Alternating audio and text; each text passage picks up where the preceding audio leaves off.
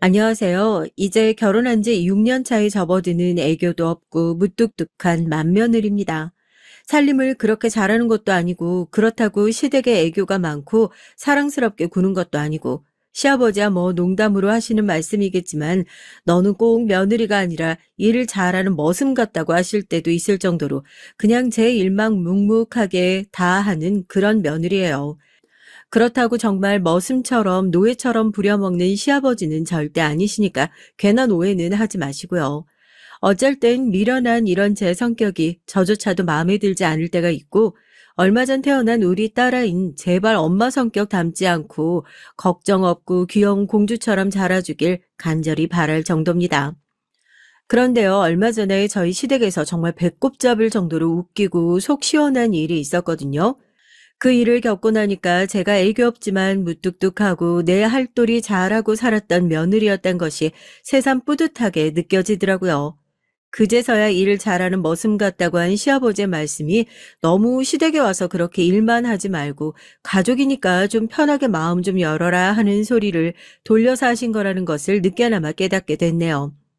눈치코치 없는 며느리지만 며느리 사랑은 시아버지라고 늙어서도 전 시댁 덕분에 어디 가서 기죽을 일 없이 당당하게 살 수 있을 것만 같아 마음이 뿌듯해지고 든든합니다. 대체 무슨 일이 있었는지 지금부터 한번 시작해 볼까요? 요즘에 아이를 낳고 나니까 부쩍 친정에 대한 미움과 서름이 더 짙어졌어요.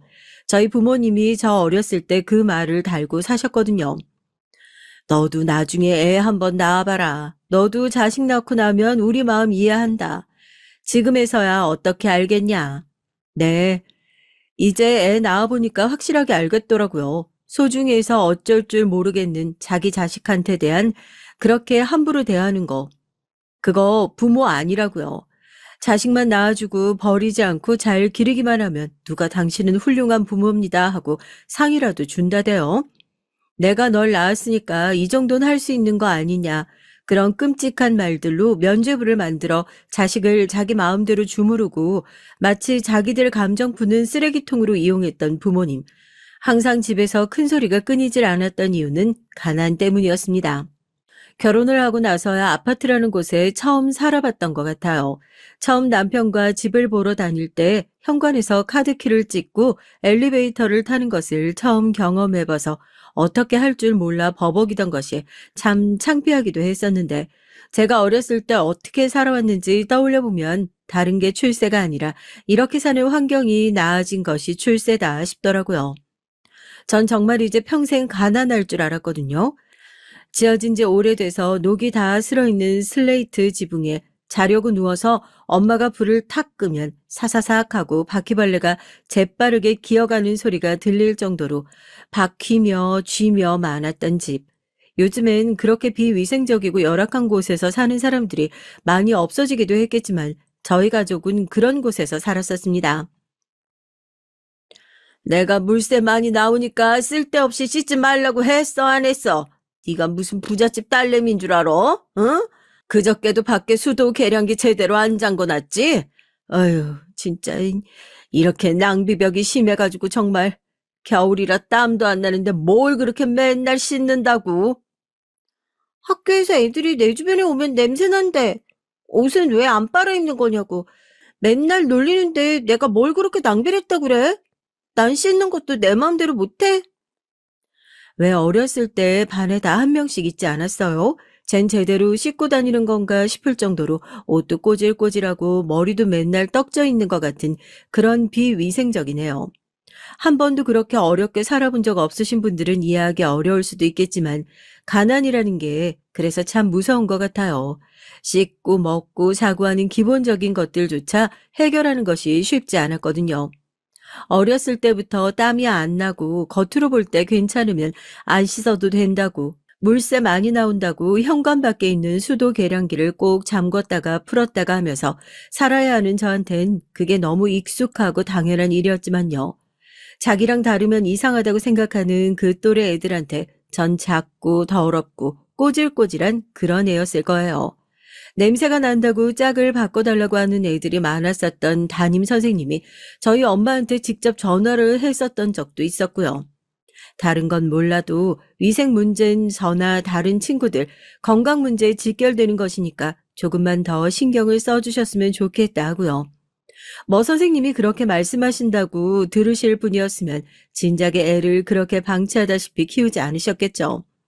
전화로 한 소리 듣고 처음 며칠만 제가 잘 씻어도 별소리 안 하시다가 언제 그랬냐는 듯이 까먹고 막 뭐라고 하시더라고요. 낭비한다고, 돈 아깝다고요. 그래서 제가 선택했던 방법은 저 스스로 친구들과 멀어지는 거였어요. 남들이 날 따돌리기 전에 내가 벽을 쌓아놓고 생활을 하자. 우리 집은 하루아침에 나아질 수 있는 상황이 아니었으니까 내가 어떻게든지 성공을 해서 하루빨리 독립을 해가지고 이 집을 벗어나고 그래서 주변의 친구란 것들을 사귈 수 있는 여유가 되면 그때 사람들이랑 어울리면 된다 하고 외로움을 애써 무시하고 달래면서 살았어요. 우리 수민이는 그림을 참 잘 그리는 것 같네. 나중에 미술 쪽으로 진학을 하면 참 좋을 것 같은데. 학원 다니면서 따로 배운 건 아니지? 정말 타고났네, 타고났어. 부잣집에서 능력 있는 자식이 나오면 그건 신이 내린 축복이겠지만 가난한 집에서 태어난 애매한 재능을 가졌다는 건 평생 이루지 못할 꿈을 안고 사는 것과 마찬가지니까요. 불행하게도 전 그런 애매한 재능을 가지고 태어났던 사람 중 하나였고요. 어렸을 때부터 그림을 잘 그린다는 소리를 많이도 들었습니다. 학교에서 선생님들도 미술 시간에 제가 그린 그림을 보고 깜짝 놀라시면서 차라리 이쪽으로 제대로 공부해서 예고나 예대 같은 곳에 진학해보는 건 어떻겠냐, 학비야 장학금 제도 같은 걸 알아보면 되지 않겠냐 얘기를 해주셨지만요. 글쎄요. 공부만 해도 성공할 수 있을지 장담이 되지 않는 집안에서 제가 미술을 한다고 나서면 퍽이나 웃으면서 응원을 해줄까 싶기도 하고 꿈을 꿔보기도 전에 그렇게 좌절을 하게 되더라고요. 나 물감 좀 사게 용돈 좀 주시면 안 될까요?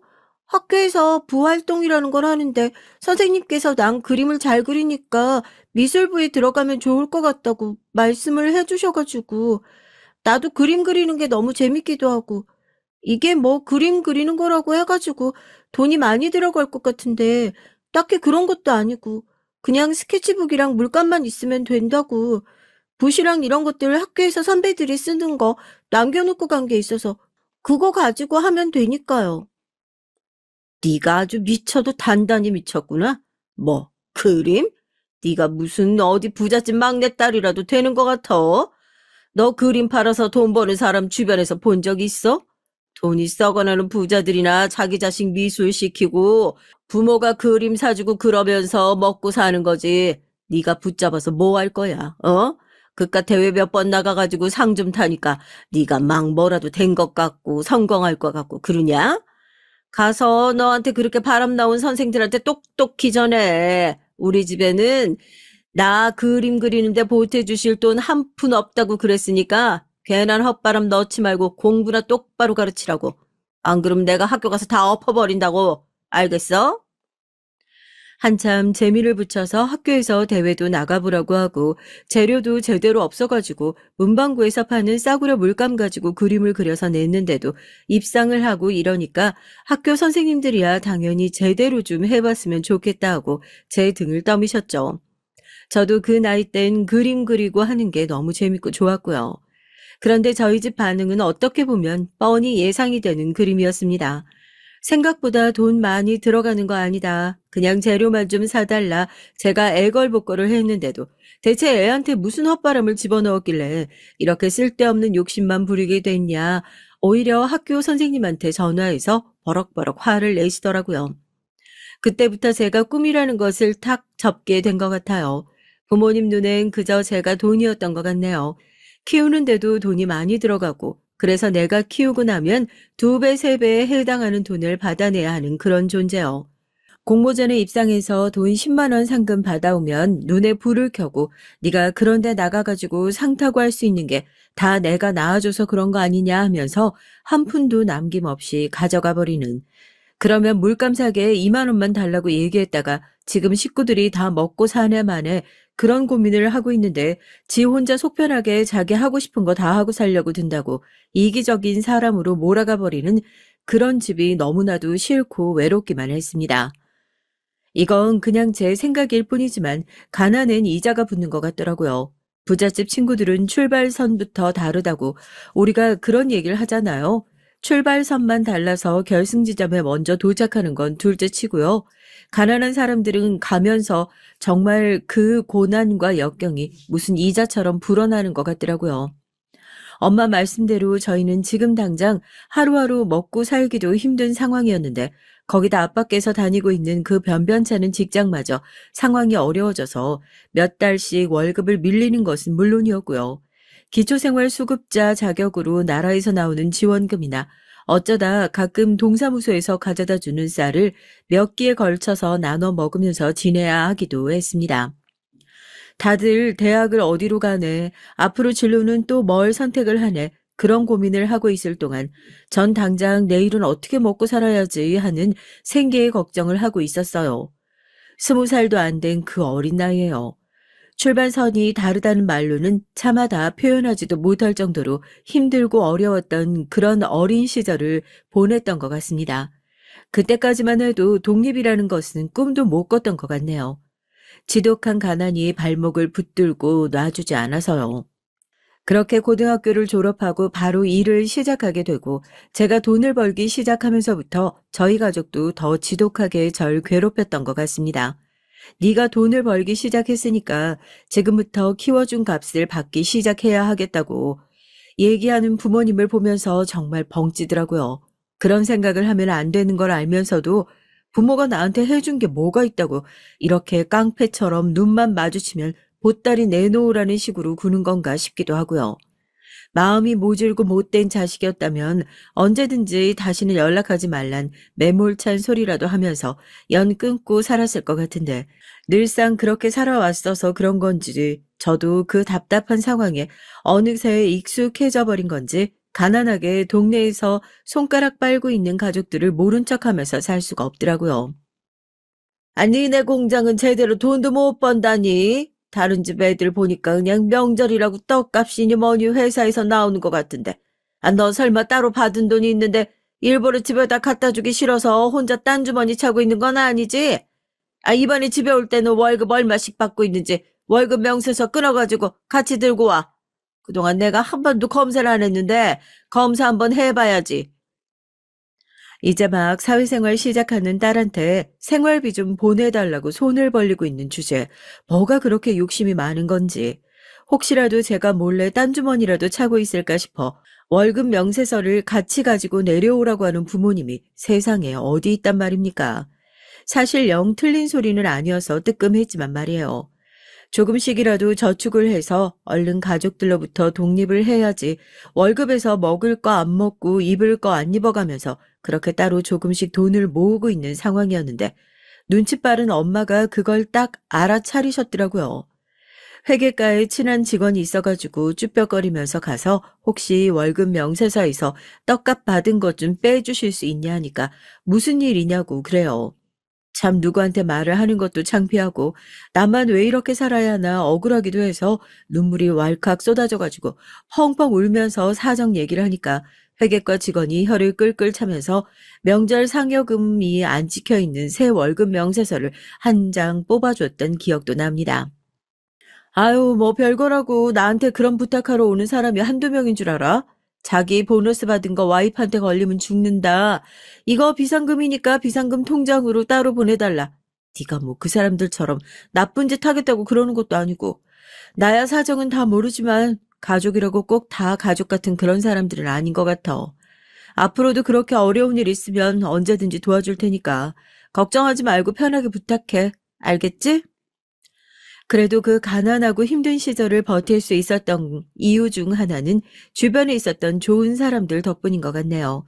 사람이 꼭 죽으라는 법은 없다고 가족들이 그렇게 절 힘들고 못 살게 구는 만큼 회사 생활을 하면서 일을 하기 시작하며 만났던 사람들은 항상 저한테 가족보다 늘 친절하고 따뜻하게 대해 주셨으니까요. 집에다 생활비 보내고 기숙사비 내고 저축하고 하면 정말 제가 쓸 수 있는 돈이 5만 원도 안 될 정도로 힘들고 어려운 시절을 보냈었습니다. 그래도 나름 문화생활이랍시고 주말이 되면 시내에 나가서 그림 구경하는 걸 엄청 좋아했어요. 제가 참 좋아했던 큰 갤러리가 하나 있었는데요. 들어가면 괜히 민폐 끼치는 것 같고 그림을 사야 할 것 같고 하니까 사람이 없는 주말 오전 시간에 그 앞에 화단에 앉아서 그림을 한참 구경하다가 가는 것이 나름대로 제게 없는 문화생활 중 하나였거든요. 주말마다 가니까 안에 있는 그림들이 바뀌는 걸 보는 재미도 쏠쏠하고요. 그날도 그렇게 화단에 앉아가지고 손바닥만한 연습장에 연필로 저도 안에 보이는 그림을 따라 그려보면서 구경을 하고 있는데 누가 제 어깨를 툭툭 쳐요. 갤러리에서 나온 남자였죠. 혹시라도 제가 있으면 안 되는 곳에 있나 싶어서 소스라치게 놀라가지고 죄송하다고 꾸벅 인사를 하고 후다닥 뛰어왔습니다. 이제 주말마다 저기 가서 구경하는 것도 더는 못하겠구나 하고 아쉬움에 입맛을 다셨죠. 그런데 다음날 점심을 먹고 커피 한 잔 뽑아서 먹고 있는데 누가 또 제 어깨를 툭툭 두드리더라고요. 아니, 이 사람은 나를 따라다니는 건가? 어제 봤던 그 남자였죠. 설마 여기까지 따라온 건가? 처음엔 그렇게 생각했었는데 다시 보니 저랑 똑같은 공장 잠바를 입고 있더라고요. 관리직인 것 같긴 한데 저한테 연습장을 쓱 내밀어요. 아마 제가 어제 놀라서 황급히 자리를 뜨면서 거기에 두고 온 모양이더라고요. 보려고 본 게 아닌데 주인 찾아주려고 보다가 안 해봤는데 그림을 엄청 잘 그리시더라고요. 어젠 그냥 이 공장 다니는 거 아니냐고 얼굴을 몇 번 봐서 반가워서 인사하려고 그랬던 건데 놀라게 할 생각은 아니었어요. 저기 그림 좋아하시는 것 같은데 다음 주말에 시간 괜찮으시면 저랑 전시 같이 보러 가실래요? 항상 거기 앉아서 보시던 그 그림 작가님이 다음 주말에 거기 갤러리에 오신다고 하셨거든요. 남자는 웃으면서 저한테 갤러리 전시 티켓을 내밀더라고요. 옆에 언니들은 어머머머 하면서 얼른 안 받고 뭐 하냐고 재미있는 구경거리라도 생긴 것 마냥 얼른 제 등을 떠밀었고요. 이런 데는 한 번도 가본 적이 없어서 얼떨떨하긴 한데 맨날 창문 밖으로 구경하던 그곳을 안에 들어가서 볼 수 있다는 사실에 이 사람이 어떻고 뭐 하고 그런 건 전혀 신경도 쓰이지가 않았죠. 회사에 들어오고 나서 한 번도 절 위해서 돈을 써본 적이 없었던 것 같은데 그 주말 전시를 보러 간다고 나가서 예쁜 원피스도 새로 한 벌 사고 화장품도 사고 그랬어요. 데이트라고 생각도 전혀 안 하고 그냥 거기를 간다는 자체가 너무 신나고 즐거웠거든요. 그렇게 주말에 갤러리에 가는데 심장이 정말 터질 것만 같더라고요. 이 그림을 내가 들어와서 실제로 볼 수 있다니. 딱 봐도 잘 살고 여유가 넘치는 것 같은 손님들이 서로 아는 체를 하면서 하하호호 웃는 모습이여 저한텐 뭐라고 해야지? 내가 꼭 어디 드라마 속으로 들어온 것 같다는 생각이 들더라고요. 여주인공까진 아니더라도 여주인공 옆자리에 있는 조연 정도 되는 건 아닐까. 살다 보니까 이렇게 좋은 날도 오는구나. 그런 작은 것에도 넘치게 행복할 수 있더라고요. 한창 그렇게 그림을 구경하고 있는데 갤러리 사장님이 쓱 와서 저한테 인사를 하자고 손을 내밀어요. 딱 저희 엄마 또래인데 우아하고 고상한 느낌에 기가 팍 죽더라고요. 일전에 주말마다 이 앞에 종종 오셨었죠? 언제 한번 여기 있는 그림들 좋아해 주셔서 감사하다 꼭 한번 인사를 해야지 싶었는데 이렇게 손님으로 모시게 될 줄 전혀 몰랐네요. 어쩐 일이니? 네가 여기 손님을 다 초대하고? 반가워요. 전시 잘 보다 가세요. 제 옆에 있는 남자에게 아는 체를 하시는 모습에 이게 무슨 상황인가 했었는데 알고 보니까 두 사람이 모자지간이라고 하더라고요. 자기 아들이 여자 손님을 데려온 건 처음이라고 방금 아는 체를 하고 가신 상황이 돼버렸고요. 이건 뭔가 단단히 오해를 하시는 게 아닌가 싶어서 저도 참 당황했었던 기억이 나네요. 그 고상하신 분이 저희 시어머니가 될 줄도 모르고요. 말씀을 못 드려서 당황하셨죠? 사실 여기 저희 어머니가 운영하시는 갤러리예요. 그전까지 저랑 즐겁게 수다를 떨던 남자에게 확 벽이 느껴지는 것 같더라고요. 같은 공장 잠바를 입고 일을 하고 있었을 땐 몰랐는데 이 사람은 나만큼 어렵게 사는 사람이 아니구나. 그러니까 그렇게 항상 여유롭고 당당한 모습이었구나 하고 확 주눅 드는 것 같고. 네, 맞아요. 열등감이죠. 전시까지 잘 보고 와서 한동안 그렇게 남편이 어디 가자, 퇴근하고 같이 밥 먹자, 적극적으로 표현을 했는데도 제가 끊임없이 밀어냈던 이유가 그거였습니다. 혼자 있었을 땐 몰랐는데 같이 있으니까 내가 그동안 얼마나 어렵게 살았고 아직도 마음의 여유가 없이 가난한 사람이라는 게 확 실감이 나서요. 원래 사람은 비교하면서 불행해지는 거라잖아요. 아무리 부정해봤자 좋아하는 마음을 어떻게 숨길 수 있겠어요. 결국엔 끈질긴 남편 덕분에 연인 관계로 발전할 수 있었지만 여전히 결혼이라는 건 제겐 허락되지 않은 달콤한 꿈 같은 얘기처럼 들릴 뿐이었습니다. 아직까지 월급 날만 되면 빚쟁이처럼 전화를 해서 생활비는 몇 시에 입금할 거냐 닥달하는 부모님을 둔 제가 몸도 마음도 제대로 독립하지 못한 내가 과연 결혼이란 걸 할 수 있을까? 그건 이 사람한테도 민폐를 끼치는 것이 아닐까 싶더라고요. 당신 집안 형편 어려운 것 때문에 그래? 내가 그런 거 다 이해할 수 있다고 했잖아. 나 당신 가정 형편 보고 좋아하는 거 아니야. 당신도 어떻게든 집으로부터 벗어나고 싶다고 얘기했잖아. 가족들 걱정돼서 결혼 포기해버리고 이대로 살면 언제 어떻게 벗어날 수 있을 것 같은데. 우리 가족들 그런 거 신경 쓰는 사람 아니니까 당신만 마음 열면 되는 거야. 그런 거 신경 쓰는 사람이 아니라고? 세상에 어떤 사람이 그런 걸 신경 안 써. 당신이 너무 여유롭게 살아서 눈치 못 채고 있었던 것 뿐이지. 사람이 고상하다고 속으로는 화 안 날 것 같아? 나도 내 아들 그렇게 키워놨는데 어디서 나 같은 사람이 며느리랍시고 들어오면 허락해주기 싫을 것 같아. 어디서 저렇게 모자란 애를 데리고 왔을까? 어머님도 속으로 얼마나 욕을 하시겠냐고. 난 평생 그런 시선 받으면서 결혼 생활할 자신 없어. 팔자 핀다고 제가 매달려도 모자랄 지경인데 오히려 결혼은 못하겠다 계속해서 밀어내는 저와 자기 가족들 절대 그런 사람 아니니까 마음 좀 열고 한 번만 만나달라 애걸하는 건 남편이었습니다. 그때까지만 하더라도 제 마음 돌리려고 남편이 그냥 하는 소린 줄 알았죠. 이거 너무 자랑 같아서 어디 가서 말도 못했는데 저 정말 평생 시댁에 감사한 마음밖에 없는 것 같아요. 저희 집 사정 뻔히 다 알고 계시는데도 처음 인사하러 간 자리에서 집안 환경이나 형편에 대한 얘기 이런 방구 언급도 하지 않으시고 그저 고생했다며 제 손을 꼭 잡아주시던 시어머니. 결혼은 형편되는 대로 하면 되지 않겠냐며 돈 걱정을 하지 말고 앞으로 어떻게 잘 살지 미래 계획만 잘 세워보라고 하시던 시아버지를 보고 나서 아, 이 사람들은 그냥 단순히 돈만 많은 것이 아니구나. 열등감에 찌들어 있는 나와 달리 구김살 하나 없는 사람이구나. 그제서야 알았습니다. 너무 감사한 마음만 들어도 모자라다는 걸 알고 있는데 제가 참 못난 사람이었던 거죠. 하지만 제 결혼은 그렇게 순탄하지만은 않았어요. 가난한 형편에 염치까지 사라진 저희 부모님 덕분에 결혼을 준비하는 내내 그리고 지금까지도 시부모님께 죄송스러운 마음이 남아있을 정도니까요. 남편이 처음 저희 집에 인사를 하러 왔을 때 허름한 집 꼴에 당황할까 싶어 몇 번이나 사진을 보여주면서 우리 집은 당신 집이랑 다르게 사는 것이 많이 어렵고 부모님이 무례한 말씀을 하실 수도 있다 신신당부를 했지만 아니나 다를까 남편이 집에 도착해서 악수를 하자마자 손을 덥석 잡고 남편 손목에 걸려있는 시계 브랜드부터 확인하는 부모님이 전 그냥 너무 창피하고 수치스럽기만 했습니다.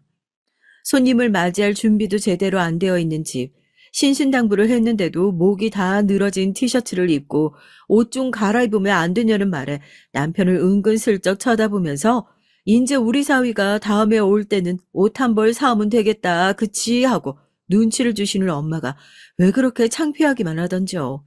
인사를 마치고 돌아가는 내내 남편이 저희 집의 모습에 실망했을 것 같아 걱정스럽기도 하고 부끄럽기도 해서 고개를 들지 못하고 있었네요. 그런 저를 보면서 남편은 당신이 기죽을 게 뭐가 있냐고 상견례 하기 전에 장인어른 장모님 좋은 옷이라도 한 벌 사드리자 하며 손을 잡아주는 것이 참 고맙더라고요. 남편이 사준 옷이며 신발이며 가방이며 괜찮다고 했는데도 이건 나중에 두 분이서 놀러 다닐 때 입으시라면서 옷도 몇 벌 더 사줬고요. 그 와중에 저희 부모님은 남편 붙들고 여태 딸 키우느라 고생해서 놀러 가고 싶긴 한데 놀러는 어디 빈손으로 가는 거냐면서 은근히 눈치를 주어 기어이 용돈까지 받아내시는 모습을 보고 정말 창피하고 학을 뗄 수밖에 없었어요. 그렇게 만들어진 상견례 자리는 또 어땠고요. 정작 시부모님께선 그런 말씀 한마디도 안 하신데 약주를 과하게 드신 아버지가 술에 취해서 딸꾹질까지 하면서 내가 우리 딸을 얼마나 힘들게 키웠는지 모른다. 시집가도 아빠 버리고 무시할 생각하지 말고 잘 챙겨라 큰 소리를 내시더라고요. 그뿐만인가요? 결국에 시댁에서 대부분의 결혼식 비용을 지원해주겠다는 얘기를 드러내고 나서야 기분 좋게 자리를 일어나시려던 저희 엄만 세상에 이렇게 좋은 음식을 뭐 많이 남겼냐면서 지나가는 직원에게 비닐봉투 같은 거 없냐고 이거 포장해 가겠다고 하면서 하나밖에 없는 딸의 자존심을 그야말로 박박 갈아버렸습니다. 엄마 제발 그만 좀 해. 아줌마들끼리 어디 놀러 온 거 아니고 여기 내 상견례 자리야. 음식이건 뭐건 내가 알아서 새로 주문해서 줄 테니까 제발 그만 좀. 너 아주 부잣집으로 시집 간다더니 네가 무슨 부자라도 된 줄 아나 보다. 야, 이거 남긴 게 얼만데. 이거 그대로 싸가지고 가면 내일 점심까지는 든든하게 먹겠구만. 얘가 어려가지고 뭘 몰라서 그래요. 이렇게 찰딱 쓰니까 없대니까요. 이거 남기면 다 그게 환경 오염이고, 자원 낭비고 한데, 아이고, 왜 이렇게 팔을 잡았어? 아유, 여기요. 여기 봉투 없냐니까는. 솔직히 그 자리에서 시부모님이 파혼 선언을 했다고 하더라도 전 그러려니 했을 것 같아요. 이런 몰상식한 집을 누가 사돈으로 맞이하고 싶어 하겠어요. 하지만 시부모님은 그 자리에서 싫은 소리 한마디 안 하시고 오히려 점원을 불러 똑같은 음식으로 2인분 더 포장해달라 얘기를 하시고 결제까지 다 마치시더라고요. 아이고, 이런 것까지 신경 안 쓰셔도 되는데 우리는 그냥 남는 게 있으면 그냥 그렇게 아까워가지고 비닐에라도 대충 담아가면 되니까 그러려고 했던 건데 뭘 이걸 또 이렇게 따로 포장을 다 해주시고 하여튼 사돈 잘 먹을게요. 아이고 이거 너무 받기만 하는 것 같아서. 덕분에 저희도 좋은 며느리 봤는데 이런 돈이 아깝겠습니까? 애들도 오늘 어려운 자리라서 하루 종일 신경 쓰느라 고생한 것 같은데 다들 일찌감치 들어가서 쉬어야지요. 시아버지께서 아무렇지도 않게 그렇게 얘기를 해주시면서 포장한 음식을 저희 친정에 들려주시는데 그게 꼭 제 눈엔 보는 눈도 많으니까 더 시끄럽게 하지 말고 얼른 포장한 음식 가지고 집으로 돌아가십시오 하는 것 같아서 마음이 콕콕 찔리는 것 같았습니다. 혹시라도 이런 부모님의 모습에 실망한 남편이 파혼 통보라도 할까봐 그날 집으로 돌아가서는 내내 남편과 시댁의 연락만 기다리고 있었던 제 심정을 아무도 모르실 겁니다. 어쩔 땐 왜 이런 저를 만난다고 했을까 남편이 이해가 되지 않을 때도 있었어요. 대체 왜 하필 좋은 여자 다 남겨두고 이렇게 모자란 거 투성이인 저를 골랐을까 하고요. 사람 나고 돈 났지 돈 나고 사람 났냐고 남들이 뭐라고 하든지 간에 그런 거 신경 쓰지 말라고 결혼하고 몇 년이 지난 지금까지도 남편과 시댁은 참 꾸준하고 한결같이 며느리인 저를 예뻐라 하는데 그 사랑을 늘 꼬아듣고 제대로 받지 못하는 건 저인 것만 같아 죄송한 마음밖에 없습니다. 그렇게 모자란 많은 결혼을 해서 그랬을지 몰라도 제가 어떻게 해서든 시댁에게 결혼 때부터 져온 빚을 갚아야겠다는 생각밖에 없더라고요. 집에 돈이 많은 것도 아니고 제가 뭘 특출나게 잘하는 것도 아니고 그냥 시댁에서 무식하게 우직하게 일 잘하는 것이 그게 조금이라도 보탬이 될 수 있는 일이 아닐까 그런 생각이 들어서 시댁에서 무슨 행사가 있다고 하면 두 발 벗고 달려나갔던 것 같습니다. 그러니까 아버님도 매번 웃으시면서 우리가 맏며느리 하나는 참 잘 들인 것 같다고 자기 집 일처럼 저렇게 나서서 하는 애가 어디 있냐면서 칭찬을 하셨고요. 넌 꼭 며느리가 들어온 게 아니라 머슴으로 들어온 것 같다는 얘기도 그래서 나온 거죠. 저에게 시댁은 항상 마음에 빚이 있는 곳이었고 그런 불편한 마음 때문에 뭐든 더 빼지 않고 부지런히 움직였던 것 같습니다. 참 시부모님을 보면 대단하다는 소리밖에 안 나와요. 아무리 그래도 그렇게 모자란 며느리가 미울 법도 한데 결혼 이후로 정말 한결같이 우리 며느리 소리를 입에 달고 사시면서 예뻐해 주시는 모습밖에 없었거든요. 제가 그림에 재능이 있다는 사실을 아신 시어머니께선 조금 늦긴 했지만 이제서라도 취미생활로 그림을 배워보는 게 어떻겠냐고 나중에 나이 들어서 취미 하나 없으면 그게 참 심심하고 외로운 인생이라면서 극구 거절하는 절 대신해서 평생 교육원까지 끊어주셔서 열심히 다니기 시작했습니다. 친정은 여전히 염치 없이 도운도운 노래를 부르면서 손을 내밀었지만 그래도 제가 속만 쓰리고 애달파하지 않았던 이유는 든든한 시댁이 있었기 때문이 아닐까 그런 생각도 들어요. 더 잘해야겠다, 어떻게든지 은혜를 갚아야겠다 그 마음뿐이었죠. 그런데 이 뿌리 깊은 지독한 열등감이라는 게 그렇게 쉽게 사라지는 게 아닌가 봅니다. 한동안 제가 정말 사랑받는 부잣집 막내딸이라도 된 것처럼 그렇게 살았었는데 그건 역시 타고나기를 잘 타고난 사람들이나 누릴 수 있는 팔자인가 봐요. 그렇게 행복하고 즐거울 것만 같았던 제 시댁 생활은 시동생이 결혼을 하고 손아래 동서가 들어오고 나서부터 서서히 금이 가기 시작했으니까요. 어머님, 아버님, 이거 별거 아니지만 결혼 선물이에요. 이번에 병원 구하는 것도 아버님께서 도움 많이 주셨는데 제가 입 싹 씻고 모른 척할 수 없잖아요. 아버님 차 바꾸실 때도 다 된 것 같은데 제가 그 건물에서 병원 대박 내서 다음 저희 결혼 기념일 땐 아버님 차 한 대 꼭 바꿔드릴게요. 그러고 보니까 형님은 결혼 때 어머님 아버님께 뭐 선물하셨어요? 전 당연히 차는 형님께서 결혼하면서 바꿔주셨겠거니 했는데. 우리가 뭐 돈 안 벌고 사는 사람도 아니고 각자 그냥 자기 자리에서 잘 살면 되는 거지. 마음은 고맙지만 다음번부턴 이런 거 안 사들고 와도 괜찮다. 그냥 지금 하고 있는 일 열심히 하고 둘이서 안 싸우고 사이좋게 지내고 우린 그거면 되니까. 처음에 동서를 보고 느낀 감정이요. 처음엔 부러웠죠. 제가 항상 꿈꿔왔던 그 티 없이 맑은 부잣집 막내딸이요. 저런 사람도 걱정이라는 게 있나 싶을 정도로 해맑은 성격에 직업도 의사랍니다. 시집 올 때 아무것도 못해왔던 저와 달리 결혼 선물이라고 어머님이 자주 입으시는 브랜드의 코트에 아버님 골프채까지 선물로 사들고 왔더라고요. 며느리들 차별하는 것도 아니고 고루 잘 해주시는 시부모님이셨지만 결혼한 지 얼마 지나지 않아 병원 자리 알아보고 있는 동서에게 가지고 있는 건물 한 채를 통으로 내주셨다는 얘기를 듣고 솔직히 좀 부럽고 서운한 마음도 들었어요. 둘 다 똑같은 며느리다, 둘 다 소중한 내 딸 같다. 말씀은 그렇게 하셨지만 시부모님께서도 당연히 돈 많고 매사 잘 챙기는 동서가 더 눈에 밟히고 마음에 가겠지. 그런 생각이 들면서 마음이 참 씁쓸해지더라고요. 시부모님 생신 때도 두 분이서 여행 다녀오시라면서 비싼 항공권 티켓을 척척 사다가 가지고 오는 동서. 그리고 그 옆에서 자기는 이런 거 하지 말자고 했는데 동서가 굳이 하자고 했다면서 말리는 신용을 하며 와이프를 자랑하는 시동생. 다들 기분 좋게 하하호호 웃고 있는데 저 혼자만 마음 불편하게 꽂아놓은 보릿자루처럼 앉아있는 것 같아 얼마나 불편했는지요. 아닌 게 아니라 동서는 매번 그렇게 좋은 것들을 사들고 올 때마다 꼭 형님이랑 저랑 놓고 비교를 해보세요. 누가 봐도 제가 훨씬 더 잘난 사람 아니에요? 이 소리를 듣고 싶은 사람처럼 저를 꼭 걸고 넘어졌습니다. 그래서 형님은 뭐 해가지고 오셨어요? 그래서 형님은 시집 오셨을 때 선물로 뭐 하셨어요?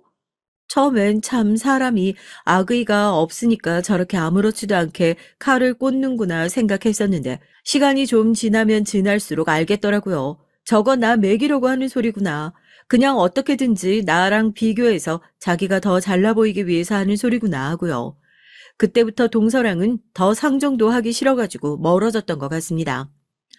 아이고, 우리 큰아가 애 낳느라 그래 얼마나 고생했어. 가뜩이나 몸도 안 좋을 텐데 이거 별거 아니지만 나중에 애기 장난감이든 뭐든 사는데 보태 써라. 응? 결혼한 지 3년 차. 동서를 새 식구로 맞이한 지 얼마 지나지 않아 저도 예쁜 딸아이를 출산하게 됐습니다. 그때만큼은 친정 식구들도 시댁 식구들도 하나가 돼서 어찌나 제 출산을 기뻐해 주시던지요. 특히나 시아버지께선 한달음에 달려와 꽃바구니에 용돈 봉투까지 제게 건네주시면서 건강하게 출산해줘서 너무 고맙다는 인사까지 하실 정도였으니까요.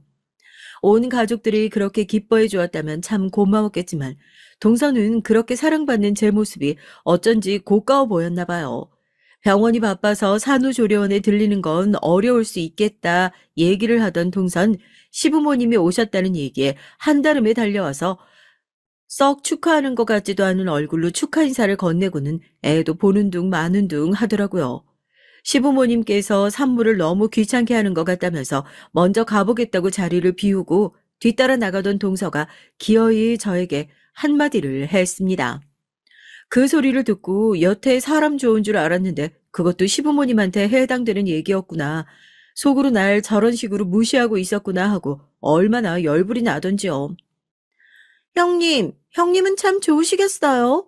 아들도 아니고 꼴랑 딸 낳은 주제에 시댁에서 이렇게 다 퍼주니까요. 아무리 그래도 사람이 염치가 있어야지. 결혼할 때 아무것도 안 들고 온 주제에 무슨 낯이 있어가지고 딸 낳고 나서 시댁한테 이렇게 받아먹어요? 저 요즘 형님 보면 그런 생각하잖아요. 아, 사람이 저 정도로 철판 깔아야 남의 돈으로 호강하는구나 하고요. 뭐? 동서 지금 말 다 했어? 누가 뭐 남의 돈으로 호강을 한다고? 말이 그렇다는 거죠, 말이. 형님이 안 그렇다고 그러시면 안 그런 거지 뭘 그렇게 발끈하고 그러세요? 너무 강한 부정은 강한 긍정이라고 그러던데. 형님도 잘 생각해 보세요. 이제 막 아기 낳고 기뻐하는 산모 속 뒤집어 놓는 소리를 실컷 한 동서는 그렇게 병원을 쏙 빠져나가더라고요. 너무 기가 막혀서 남편한테도 지금 내가 애 낳고 동서한테 이런 소리를 들어야겠냐 분통이 터져서 화를 막 쏟아냈고 얘기를 들은 남편도 화가 잔뜩 나서 시동생한테 이게 무슨 소리냐고 연락을 했고요. 자초지종을 알아보겠다고 하던 시동생은 저한테 전화를 해서 자기 와이프가 그런 뜻으로 얘기했던 건 아니었는데 아무래도 형수님께서 지금 몸도 아프시고 하시다 보니 오해를 하신 것 같다면서 끝까지 변명만 늘어놓더군요. 정작 사과를 받아야 할 사람한텐 사과도 못 받았고 말이에요. 그 뒤로 아이 낳고 키우면서 저도 그냥 동서를 개무시하기로 했어요. 괜히 저런 사람이랑 엮여가지고 피곤해지기 싫다는 것이 제 생각이었고 어차피 명절을 제외하고선 온 가족이 한자리에 다 같이 모일 일도 크게 없으니까 그냥 저런 또라이 같은 식구는 무시하면 그만이다 생각했던 거죠. 하지만 그게 어디 제 맘대로 쉽게 되겠어요? 동서도 속으론 빈손으로 시집와서 자기랑 똑같이 사랑받고 있는 제가 미워 죽을 것 같았는데 아무리 숨긴다고 한들 그게 끝까지 숨겨지기만 하겠냐고요. 결국 얼마 전에 그게 뻥 하고 터져버린 일이 생겼습니다. 그동안은 뭐 너네 일도 바쁘고 우리도 해야 하는 거 많고 하니까 딱히 김장 같은 건 안 했는데 올해는 좀 넉넉하게 담아서 집에 일하시는 분들도 나눠드리고 근처에 보육원 같은 데도 좀 나눠주면 어떨까 해가지고 집안 행사라고 너무 부담 갖지 말고 그냥 너희도 며느리로 우리 집 식구로 들어왔으니까 다 같이 좋은 일 한다 생각하고 즐거운 마음으로 참여해라. 내 말 무슨 소린지 알겠지? 아버님, 그럼요. 그럼 이런 것들 며느리가 하지 누가 하겠어요. 일하시는 분들도 있고 필요한 거 있으면 저희가 알아서 할 테니까 어머님께서도 이번 김장은 그냥 신경 쓰지 마시고 저희한테 맡겨만 주세요. 원래 매해 집에서 일하시는 분들과 함께 김장을 하셔서 나누고 주변에 어려운 이웃들한테 나누는 일들을 시어머니께서 꾸준히 해오셨다고 하더라고요. 며느리들 들어오고 나서 집에 신경 쓸 것도 많아지고 하다 보니까 멈췄었던 김장을 다시 하시는 게 어떻겠냐고 말이 나왔어요. 동서는 아버님께서 말하시는 거면 양잿물도 갖다 냅다 마실 기세로 늘 좋다고 하는 사람이니까 뭐 그렇다 치고 저도 좋은 일 한다는데 마다할 이유가 뭐가 있어요. 동서는 본인이 더 나서면서 어머님께선 신경도 쓰지 마셔라. 이런 것들은 원래 며느리들이 다 알아서 하는 거다 하면서 시부모님 앞에서 그 많은 김장을 자기 혼자 다 알아서 할 것처럼 허풍을 떨어대더라고요. 시부모님의 관심과 애정을 저 혼자서 독차지하기 위해서 얼마나 고군분투하는지 잘 알고 있으니까 또 저렇게 나대나 보다 그리 생각하고 저도 별 얘기를 안 했었죠. 동서, 오늘 절임 배추랑 들어오기로 했는데 동선 몇 시쯤 도착할 것 같아?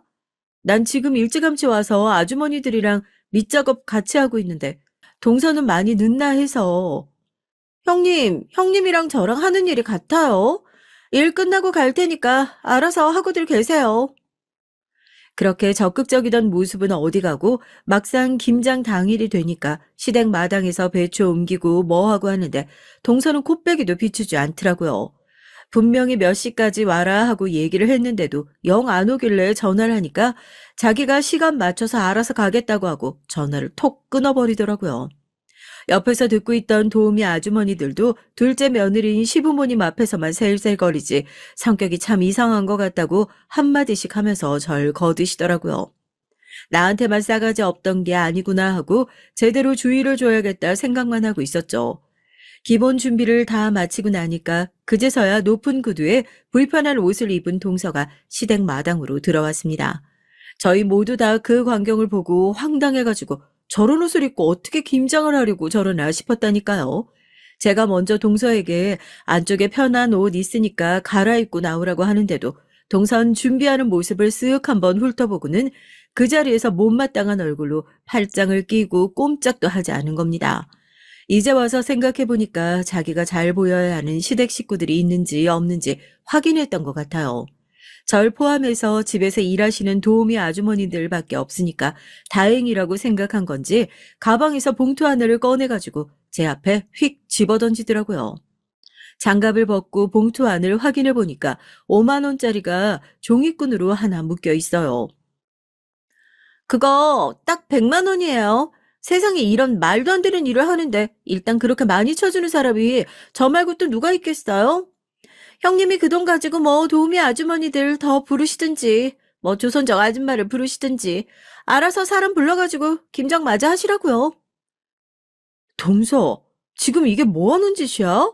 아, 동서가 먼저 하자고 난리쳤던 거잖아, 이거. 형님, 사람이 다 급에 맞는 일을 해야 되는 거예요. 형님이나 그 옆에 계시는 도우미 아주머니들이나 원래 이런 일 하던 사람들이니까 뭐 더 하는데 어려움 없겠지만 저는 의사라고요, 의사. 저같이 고급 인력이 이런 사람들이랑 어울려서 바닥에 쪼그려 앉아가지고 김장이나 하고 있어야겠어요? 형님이 모르셔서 그러시겠지만 고급 인력들은 이런 일 절대 안 해요. 그러니까 어울리는 사람이 맞는 일 하자고요. 형님이 돈 받았으니까 제 몫까지 2인분 하시던지요. 그럼 전 이만 가볼게요. 그렇게 동선 휙하니 시댁을 나가버리고 전 봉투를 받아들고 너무 황당해가지고 아무런 말도 할 수가 없었습니다. 아주머니들도 세상에 저게 무슨 싸가지냐고 하면서 혀를 끌끌 차셨고요. 아무리 열받긴 했어도 당장 해야 할 일들은 하고 성질을 부리던지 해야겠다 싶어 김장을 다 마치고 나서 바로 시아버지께 연락을 드렸어요. 날도 추운데 고생했다고 조만간 맛있는 밥이라도 한 끼 사주시겠다고 말씀하시는 시아버지에게 저도 처음으로 화를 냈네요. 아버님, 제가 아무리 아무것도 없이 시집 왔다고 하더라도 동서한테 이런 식으로 무시받을 줄은 몰랐네요. 손윗사람은 무시해도 유분수지 같이 일하는 분들 다 있는 곳에서 저한테 일당이라는 식으로 봉투 던지고 서로 급에 맞는 일 하자고 하는 거 그런 것까지 제가 참으면서 살아야 되나요? 저 그렇게 무시받으면서 지내야 할 정도로 잘못했어요? 아니, 큰아가, 지금 그게 다 무슨 소리냐? 어? 둘째가 정말로 그랬다고? 그게 전부 다 사실이야? 네, 이 고의한 것들을 정말 너도 기분이 어지간히 많이 상했겠구나. 그 와중에 할 거 다 끝내줘서 정말 고맙고 내일 퇴근하고 나면 시댁으로 봉투 들고 오거라. 사과는 받아야지 않겠어? 그래도 눈치 빠른 시아버지께서 전화를 받자마자 제 편을 들어주신 덕분에 저도 끝까지 억울한 일은 생기지 않았고요. 다음날 시아버지 말씀대로 퇴근하고 바로 봉투 들고 남편과 시댁에 찾아가니 온 가족들이 다 모여 있더라고요.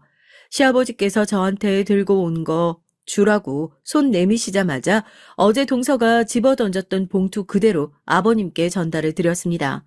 동서도 그 봉투를 보고 아차 싶었는지 어쩔 줄을 몰라 하더라고요. 우리 큰애가 시집 와서 우리 집에서 얼마나 많은 고생을 했는데 손아래 사람이 윗사람 고생하는 걸 열심히 배우고 돕지는 못할 망정 이딴 식으로 돈 봉투나 주면서 자기 형님을 무시해? 넌 어디서 이딴 걸 마누라라고 데리고 와서 결혼을 해가지고는 집안물을 흐려? 아버님, 그게 아니라요. 형님께서 이거 저한테 뭔가 뒤집어 씌우시려고 그러시는 것 같은데, 전 일 때문에 바쁘니까 형님께서 사람이라도 편하게 더 쓰셔라 하고 호의로. 어머머, 저 끝까지 거짓말하는 것 좀 봐. 사장님, 제가 그날 김장하면서 옆에서 다 보고 들었는데요. 절대 아니에요. 자기는 이런 일 못한다고 고급 인력이 김치 쪼가리 담그는 거 봤냐고 하면서 봉투를 아주 그냥 집어던지고 갔다니까요. 그때 같이 본 사람만 몇 명인데. 동서가 되도 않는 거짓말을 시작하자마자 집에서 일하시는 도우미 아주머니들께서 냉큼 그날 일을 다 고자질해 주셨습니다.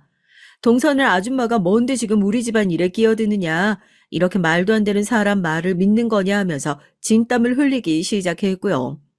시아버지는 조용히 못하냐면서 크게 고함을 치셨고요. 뭐, 급? 우리 집안이 언제부터 그렇게 없어 보이게 급 따지고 나누는 곳이었어? 너 같은 사람은 우리 집안에 어울리지도 않을 뿐더러 나도 우리 집 식구 아닌 사람한테 더 이상 잘해주고 싶은 생각 없으니까 내가 준 것들 다 정리하고 조용히 이혼해라. 알아듣겠어? 그제서야 놀란 동서가 아버님 앞에 냅다 무릎을 꿇고 자기가 잠깐 정신이 나갔었던 것 같다. 자기가 잠깐 미쳤었던 것 같다 하면서 징징 울면서 용서를 빌기 시작했어요. 시아버지께선 혀를 끌끌 차면서 사과할 데가 어딘지도 제대로 모르는 칠푼이 같은 것을 며느리라고 부르기도 싫다고 매몰차게 동서를 내치셨고요. 동서는 그제서야 펑펑 울면서 저에게 고개를 조아리고 사죄를 하기 시작했습니다. 형님, 정말 죄송해요. 정말 이 집 시집 오려고 죽어라 노력했는데, 어떻게든 어머님, 아버님한테 잘 보이려고 애를 썼는데, 형님은 그런 것 없이도 어머님, 아버님한테 사랑받으면서 잘 지내는 것 같아서, 그게 너무 부럽고 짜증났어요. 아무리 그랬어도 제가 그러면 안 되는 거였는데, 형님 죄송해요. 제발 한 번만 용서해 주세요. 네? 동서, 왜 동서 혼자만 애쓰고 살고 있다고 생각해?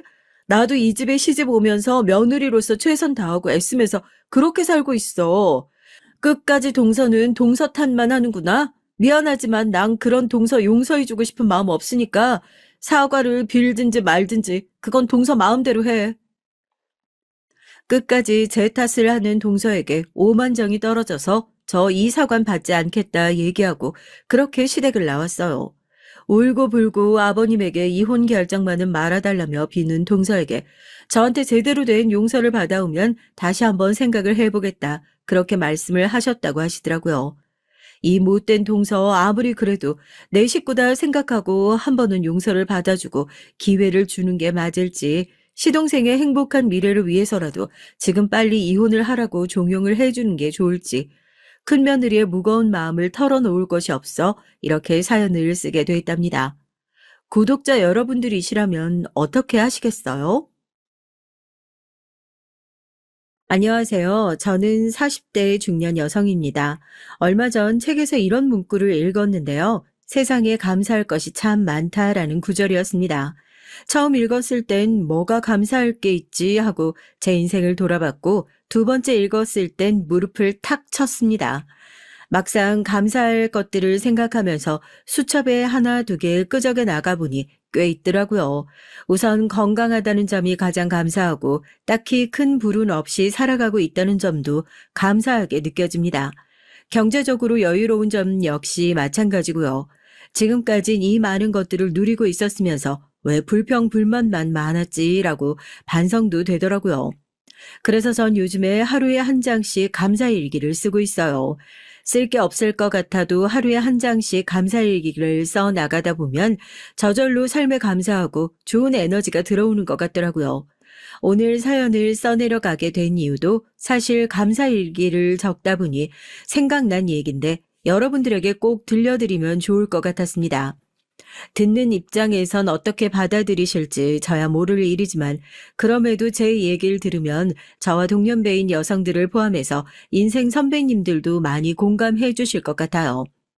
글 솜씨는 다소 부족하지만 이렇게 글을 끄적여 보면서 한번 제 마음속 얘기를 시작해 볼게요.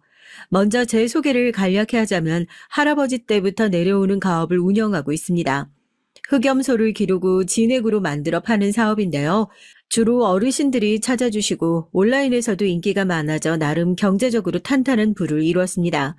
물론 여기엔 저뿐 아니라 절 도와주는 직원들과 불철주야 열심히 일해주는 남편의 공이 컸고요.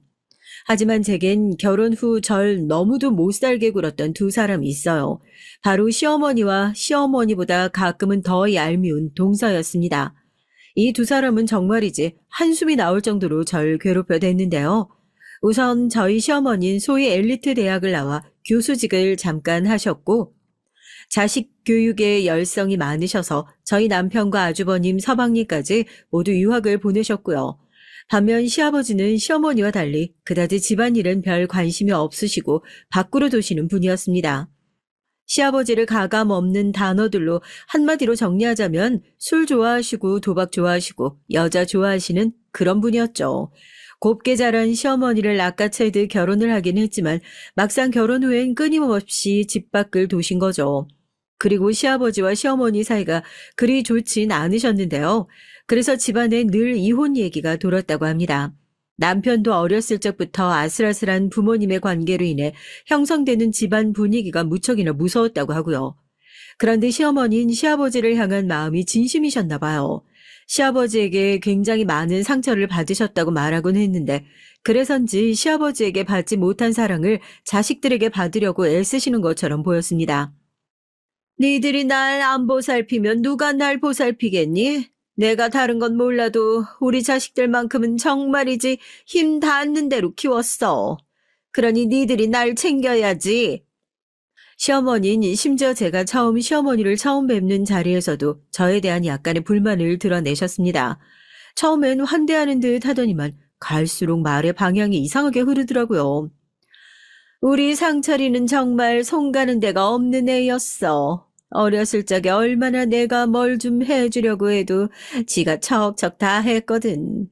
그래서 그런지 나는 애 키울 때가 제일 편했다. 너 진짜 우리 상철이랑 결혼하게 된 건 정말 복 중에 복이야. 아마 결혼해서 마음도 몸도 편할 게다. 그건 내가 장담할 수 있지.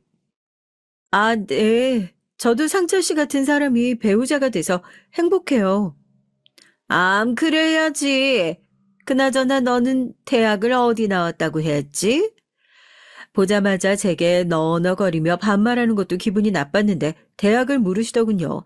전 지방의 4년제 대학을 나왔는데 저희 지역에선 그래도 잘 알려진 대학이었음에도 그 대학교를 말씀드렸더니 거기에 시어머니의 표정이 차가워졌습니다. 공부를 많이 안 했나 보네. 이 한마디를 시작으로 분위기는 점점 무거워졌죠.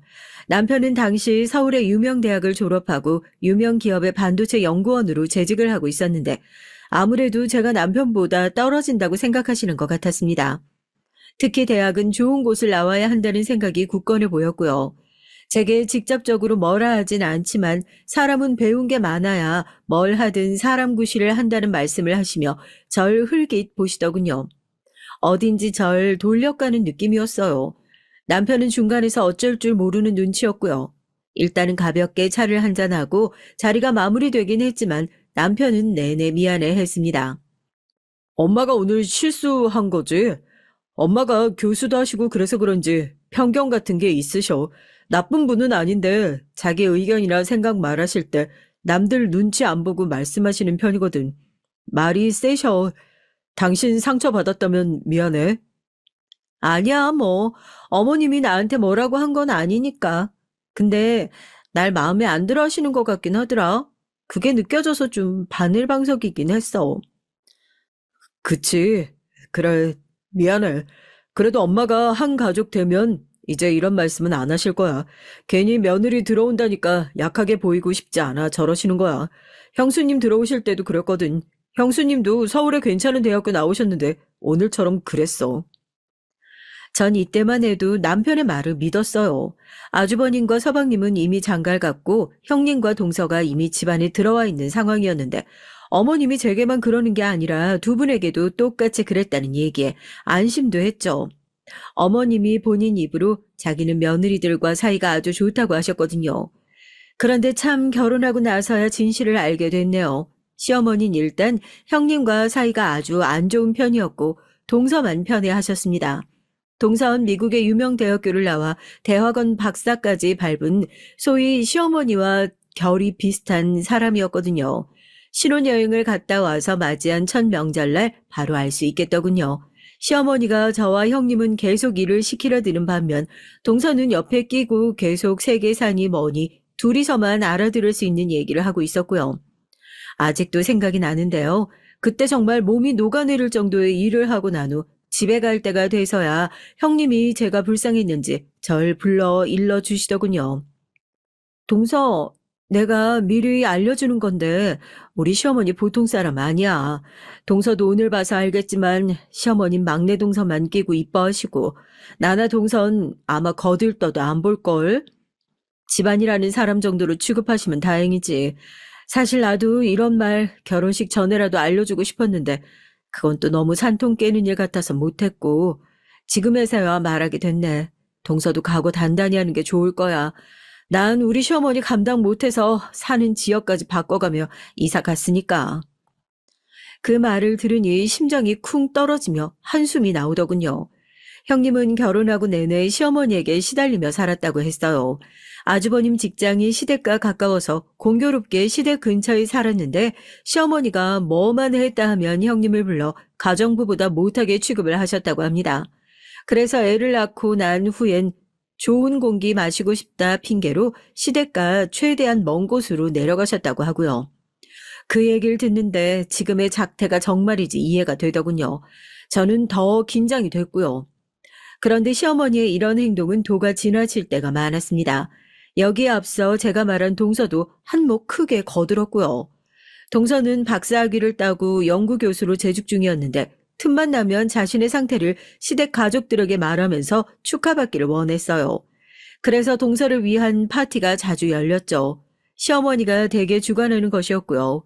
시어머니는 자신과 닮은 동서를 위해 출장 요리사까지 불러가며 잔치를 준비해 줬습니다.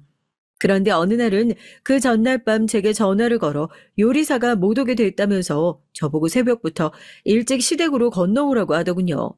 당시 시댁과 저희 집 거리가 2시간이었습니다. 새벽 6시까지 오라고 하면 전 새벽 3시에 일어나서 준비를 해야 했거든요. 솔직히 그건 무리라고 생각했지만 일단 처음이자 마지막 부탁이라고 생각하고 들어드리자 생각하고 시댁으로 넘어갔습니다. 왔니? 어여 와서 거들어라. 세상에 내가 우리 막내 아가한테 국물 뽀얀 삼계탕 만들어주려고 잔뜩 기대하고 있었는데 출장 요리사가 갑자기 못 온다고 하지 않니? 아무튼 직업의식이 없어 다들. 그래도 네가 있으니 다행이네. 오는데 뭐 어려움은 없었지? 시간이 좀 걸리긴 했네요. 어머님 제가 강원도에서 오는 거다 보니까. 예, 그까짓 걸로 무슨 시간이 걸렸다고 생색을 내. 차 타고 왔을 거 아니야. 버스 타고 온 것도 아니고. 사실 자차로 운전해 오는 것도 피곤한 일이잖아요. 그런데도 시어머니는 저리 말씀을 하시더군요. 할 말이 없어졌습니다. 그리고 여기에 엎친 데 덮친 격 일이 벌어졌죠. 남편은 시어머니의 말을 듣고 저만 보내기 미안하다며 함께 시댁에 왔는데요. 주차하느라고 조금 늦게 올라온 남편이 문을 열고 들어오자 시어머니가 놀란 얼굴로 역성을 내는 겁니다. 아니, 너는 왜 쟤까지 끌고 왔니? 요리하는데 남자가 뭐 필요하다고 쟤까지 꾸역꾸역 데리고 왔어? 엄마, 제가 오고 싶어서 온 거예요. 주말이니까 딱히 할 일도 없고요. 저 그냥 옆에서 아무거나 할게요. 됐다. 남자가 무슨 부엌에 들어온다고. 넌 어쩜 그렇게 눈치가 없니? 아무리 제가 따라온다고 했어도 말리고 집에 있으라고 했어야지. 가뜩이나 출근하느라 힘든 애 데리고. 여기까지 생각이 있는 거야, 없는 거야? 어머님, 저도 일하는데요. 허, 너야 그냥 그런 회사 다니니 상관없다고 치지만 쟨 다르잖니? 그냥 몸만 왔다 갔다 하는 회사 다니는 너랑 대기업 다니는 쟤랑 같아. 순간 눈물이 고일 정도로 너무 섭섭하더라고요. 저도 모르게 격앙된 목소리로 저 역시 열심히 일하는 사람이라고 반박해버렸습니다. 어머님, 남편처럼 큰 회사 아니라고 해도 저 똑같이 출퇴근하고 열심히 일하고 있어요. 자꾸 남편만 귀하게 생각하시면서 저한테만 뭐라고 하시면 섭섭해요.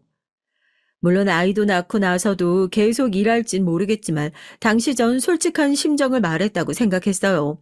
말해야 한다고 생각했고요. 그런데 시어머니의 반응은 전보다 더 싸늘해졌습니다.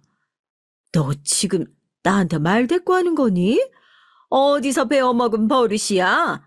난 사람 머리에 들은 게 제일 중하다고 생각하는 사람이다. 근데 그딴 예의와 버르장머리로 말 대꾸하는 며느리라면 뻔해. 우리 집안엔 절대 못 어울리는 사람이네. 아니, 애초에 어울릴 수 없는 인간이지. 나가라. 너랑 더 얘기해서 혈압 올리고 싶지 않다. 시어머니는 화가 잔뜩 나셨는지 그 길로 꼴도 보기 싫다며 나가라고 하시더군요. 그 순간은 저도 말로 상황을 풀어야겠다는 생각보단 마음이 상한 나머지 절 잡으려는 남편의 말을 무시한 채 나가버렸고요. 차에 타고 다시 집에 돌아가는 내내 아무리 생각해봐도 제가 잘못한 걸 알 수 없었습니다. 오히려 지금까지 명절을 세면서 시어머니가 하녀처럼 저와 형님을 부리고 막내 동서만 떠받들었던 일이 다시금 생각나 더 화가 났어요. 시어머니는 집안에 좋은 물건이 들어왔다고 해도 무조건 막내 동서만 챙겨줬고 심지어 김장하느라 수고했다는 명목으로 돈을 주실 때도 막내 동서에게만 2배의 돈을 챙겨줬습니다. 일일이 말하는 게 치졸하게 느껴져서 그냥 그 돈을 받고도 아무런 말을 하지 않았을 뿐인데 어느새 제가 말을 하지 않는 것이 상황에 대한 묵인이 되어버렸더군요. 게다가 이 일이 터지고 난 후 동서에게서 전화가 왔는데 너무 기막힌 말을 줄줄 내뱉더라고요. 형님이 심하셨어요. 왜 그러셨어요? 어머님이 아까 저한테 오셔서 얼마나 하소연을 하셨는지 몰라요. 눈물까지 흘리시더라고요. 형님도 아시다시피 우리 어머님, 아버님 때문에 고생 많이 하신 거 아시잖아요? 아버님 요즘도 집에 잘 안 들어오신다는데 가뜩이나 심란하실 어머니한테 그러시면 어떡해요? 동서, 상황에 대해 잘 모르면 말하지를 말지. 동서는 시어머니 얘기만 일방적으로 들은 거잖아. 형님 얘기 들을 게 뭐 있어요? 솔직히 둘째 아주버님이 잘난 대학 나온 거 맞고 직장도 훌륭하신 거 맞잖아요. 형님은 염소니 뭐니 그런 거나 하고 그럼 형님이 어머님 생각해서라도 아주버님은 데려오지 마셨어야죠. 아, 그리고 형님, 혹시 저에게 질투하셨어요?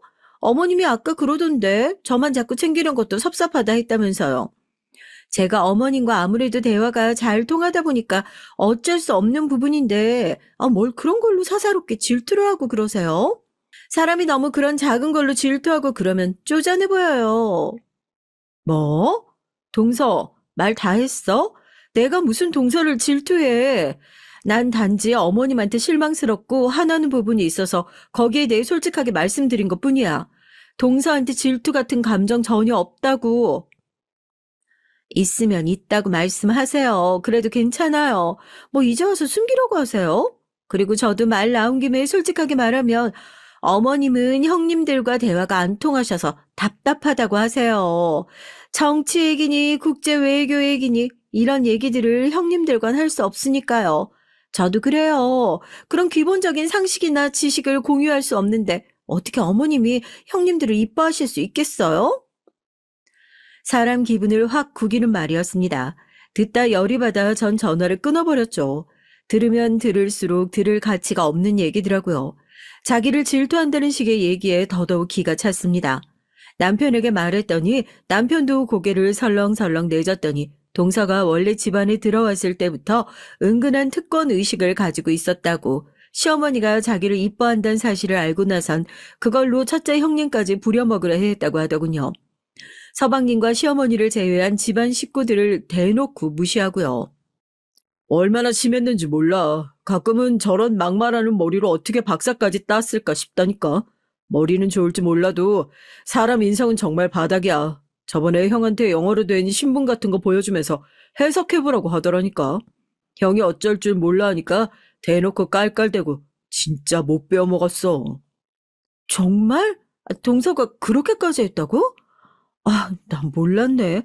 나 이제 동서 이런 식으로 행동하는 거 더 못 봐주겠어. 시어머니도 문제지만 동서도 문제야. 이런 식으로 가다간 정말 집골이 개판나겠어.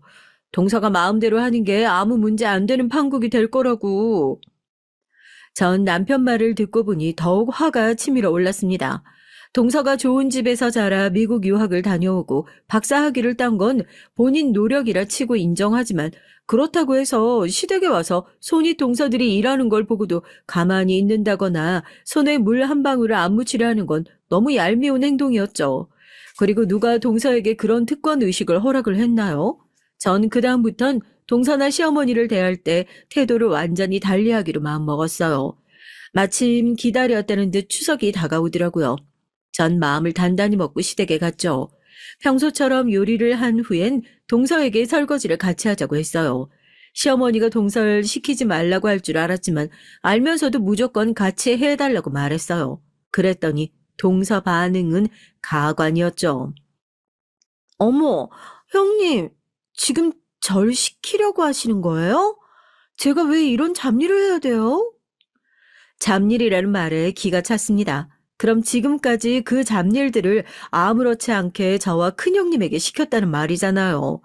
큰형님도 동서의 말을 옆에서 듣더니 상당히 기분 나빠하셨어요. 하지만 습관처럼 큰형님은 아무 말씀 못하고 애꿎은 손걸레만 쥐어뜯고 계시더라고요. 시어머니는 여기서 또 나서셨습니다. 예, 너 지금 누구를 잡는 거냐? 설마 네 동서 잡는 거야? 얘는 귀한 앤데 너 무슨 생각으로 그런 일을 시키려고 드는 거니? 사람이라고 다 같은 사람이 아니야. 돼지도 등급이 있는데 네가 얘랑 같은 등급이라고 설마 그렇게 생각하는 거 아니지? 우리 집안에도 엄연히 신분이 있고 체계가 있다. 그 설거지 같은 잡일은 네가 해. 나랑 대화 통하는 사람은 얘밖에 없으니까 난 우리 둘째 며느리가 필요하고. 아가야 얼른 나와라. 기분 많이 상했지? 네, 어머님. 제 마음 알아주셔서 감사해요. 저 정말 형님 무서워서 못 살겠어요. 아, 진짜 이때 정말 돌아버리는 줄 알았습니다. 역시나 지금껏 가만히 있던 남편도 열받았는지 시어머니한테 나서 할 말을 하더군요. 설거지하는 사람 따로 있고 어지르는 사람 따로 있냐며 지금 자기 와이프 무시하는 거냐면서요. 그러자 시어머니는 사색이 돼서는 망치로 얼굴을 맞은 듯한 표정이 되더군요. 자신이 지금껏 그렇게 손 하나 안 대고 귀하게 키웠던 아들인데 그런 아들이 저렇게 꼬박꼬박 할 말 다 하며 제 편 드는 게 그렇게 충격이었나 봐요. 아니, 너는 엄마한테 어떻게 그런 말을 할 수가 있니? 아니, 너 장가 갔다고 이제 완전히 저 집 사람 된 거야? 쟤한테 무슨 정신 세뇌라도 당한 거냐고. 그게 아니면 착하고 순하던 네가 어쩜 이럴 수 있어. 아이고, 남편 복 없는 내가 자식 복까지 없을 줄이야. 시어머니의 눈물바람은 그날 밤이 새도록 이어졌습니다. 남편은 옆에서 쩔쩔매고 있었고요. 그 광경을 가만히 바라보고 있는데 너무 우습더라고요. 한편으론 시어머니에게 어쩌지 못하는 남편이 답답하기도 했고요. 게다가 동선 계속해서 제 말이 너무 심하다며 시어머니한테 대든다는 식으로 거드는데 너무 꼴보기 싫더라고요. 저는 어떻게든 남편을 집으로 데려가야겠다는 생각에 일단은 남편의 팔을 붙잡고 일어섰습니다. 그런데 그걸 시어머니가 또 가로막으며 저를 세상에 더 없는 불려시로 몰아가더군요. 너 때문이다, 이년아, 어? 내 아들이 변한 건 다 너 때문이야, 어?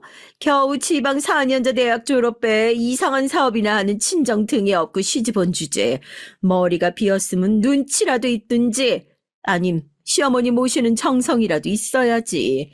어디 부모와 자식 사이를 갈라놓는 여우짓이나 하고 자빠져 있어? 어머니, 도대체 무슨 말씀을 하시는 거예요? 지금 어머님이 무슨 말씀을 하시는지 어머님 스스로 이해는 가세요? 전 도무지 이해가 안 되는데요. 여보, 참아. 엄마, 그만해요, 엄마도. 우리 늦었으니까 가볼게요. 다음에 얘기해요, 네? 아이고, 아이고, 내가 죽어야지.